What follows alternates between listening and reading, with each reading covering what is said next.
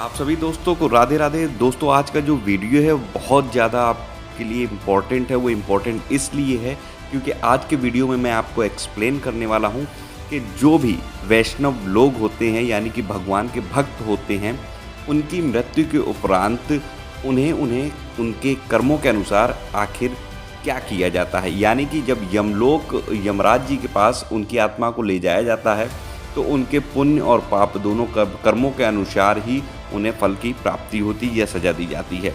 तो यमराज जी कहते हैं अपने दूतों से, जिनकी जीभ भगवान के मंगलमय गुणों एवं परम पवित्र नामों का वर्णन नहीं करती, जिनका चित्त यानी कि मन भगवान के चरण कमलों का चिंतन नहीं करता, जिनका सिर एक बार भी श्री कृष्ण चंद्र को प्रणाम करने के लिए नहीं झुका, भगवान विष्णु के पावन कर्मों से सर्वथा पृथक रहने वाले केवल उन दुष्टों को ही तुम लोग यहाँ यमपुरी, यहाँ का मतलब है यमपुरी में लाया करो। यह यमराज जी ने अपने दूतों को आदेश दिया। जब भी यमदूत हाथ में पास लेकर मृत्युलोक के मरणासन प्राणियों को लेने चलते हैं, तभी उन्हें पास बुलाकर उनके कान में यमराज जी समझाते हैं कि जो लोग भगवान की कथा को कहने सुनने में लगे रहने वाले हैं, उनके पास तुम मत जाना, उन्हें तो तुम छोड़ ही देना, क्योंकि मैं दूसरे सब प्राणियों को कर्म का दंड देने वाला स्वामी हूँ, पर भगवान के भक्तों को दंड देने की शक्ति मुझ में नहीं है, मैं उनका स्वामी नहीं हूँ।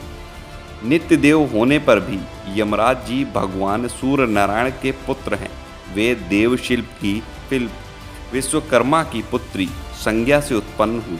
उनके शरीर का रंग श्याम वर्ण का है और वे हाथ में भयंकर दंड लिए रहते हैं। उनका वाहन भैंसा है। भगवान ब्रह्मा की आज्ञा से ही प्राणियों के कर्मों के अनुसार फल का निर्णय करने जैसा कठोर कर्म उन्होंने स्वीकार किया। वैसे तो वे भगवान के अंश हैं और कारक पुरुष भी हैं।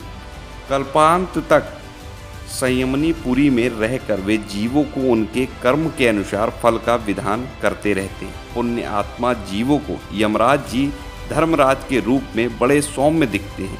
पुण्य आत्मा जीव शरीर छोड़ने पर धर्मराज के सौम्य सुंदर शीलवान दूतों द्वारा बड़े सुख एवं आदर पूर्वक संयमनी पहुँचाया जाता है और धर्मराज उनको उसके पुण्य के अनुसार उच्च लोकों में भेजते हैं।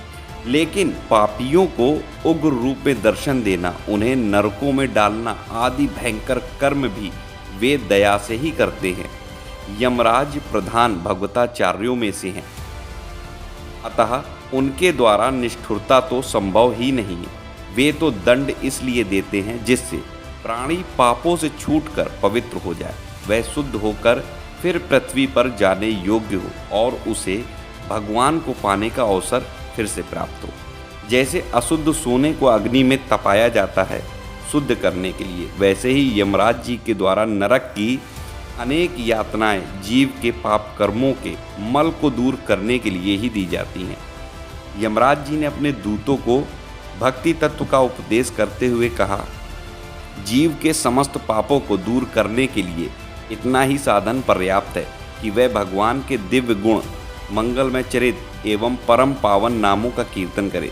जो बुद्धिमान पुरुष हैं वे ऐसा सोचकर अनंत स्वरूप भगवान में ही संपूर्ण भावनाओं के साथ अपने मन को लगाते हैं। ऐसे महापुरुष मेरे द्वारा दंड पाने योग्य नहीं। उन्होंने यदि पहले कुछ पाप किया हो भी भगवान के गुणों का अनुवाद करना उससे उनका नाश कर देता है। यानी कि भगवान के जो गुणों की आप भजन करते हैं, भक्ति करते हैं, भगवान की लीलाओं का गायन करते हैं या पढ़ते हैं या सुनते हैं, तो उनसे आपके जो भी पूर्व में किए गए पाप हैं वो सारे नाश हो जाते। जो समदर्शी साधुजन हैं उनके पवित्र चरित्र को देवता तथा सिद्धगण भी गाया करते हैं। मेरे दूतों भगवान की गदा सदा उनकी रक्षा किया करती है। यानी कि जो वैष्णव भक्त होते हैं उनकी रक्षा सदा भगवान की गदा करती है। और यमराज जी कहते कि तुम लोग उनके पास मत जाना, मेरा कोई सेवक या स्वयं मैं भी उन्हें दंड देने में समर्थ नहीं हूँ। निष्किंचन वीतराग परमहंस जन रसज्ञ होकर भगवान के चरण कमलों के जिस मकरंद में निरंतर लगे रहते हैं। भगवान मुकुंद के उस पादार विंद मकरंद से विमुख होकर तृष्णा के द्वारा, नरक के द्वारा रूप घरों में जो बंधे हैं, उन काम क्रोध परायण स्त्री पुत्र आदि संसार चक असक पुरुषों को ही तुम लोग यहाँ लाया करो। आशा करता हूँ आज के इस वीडियो को देखने के बाद या मेरी ये ऑडियो सुनने के बाद आपको ये तो समझ में आ ही गया होगा कि भगवान की भक्ति करना कितना इम्पोर्टेंट है और आखिर हमें ये जो जन्म दिया जाता है इस मृत्यु लोक पर, और ख़ास तौर पर जब हम लोग सर्वश्रेष्ठ योनि यानी कि मनुष्य योनि में जब आते हैं, तो आखिर हमारा जो मुख्य कर्म है वो क्या है। हमारा मुख्य कर्म है अपने किसी भी काम को करते हुए, अगर हम गृहस्थ जीवन में हैं, भगवान नाम हमें नहीं छोड़ना है, और अगर हम गृहस्थ जीवन में नहीं हैं तो हमें भगवान की भक्ति भजन निरंतर रूप से करते रहना है, जिससे कि हमारा जो आखिरी समय होता है, जिस समय व्यक्ति सबसे ज़्यादा भयभीत हो जाता है, जब वो अपना शरीर देह को त्यागने वाला होता, उस समय उन्हें आदर के साथ यमलोक या स्वर्गलोक ले जाया जाता है। तो ये तो आप समझ ही गए होंगे कि जो लोग भगवान के भक्त होते हैं उन्हें यमराज भी नहीं छू सकते हैं। आशा करता हूँ वीडियो पसंद आया तो लाइक करिए, इस वीडियो को शेयर करिए और कमेंट में जय श्री राधे लिखना मत भूलिएगा। मिलता हूँ अपने अगले नेक्स्ट वीडियो के साथ एक अच्छी जानकारी लेकर, तब तक राधे राधे।